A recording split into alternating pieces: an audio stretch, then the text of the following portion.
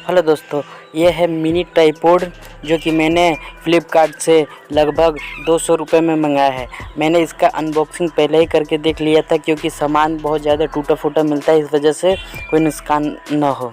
तो आप देख सकते हैं इस वीडियो में कि इसे किस तरह से फिट किया जाता है। तो आप इस वीडियो में देख करके इसे अच्छे से लगा सकते हैं।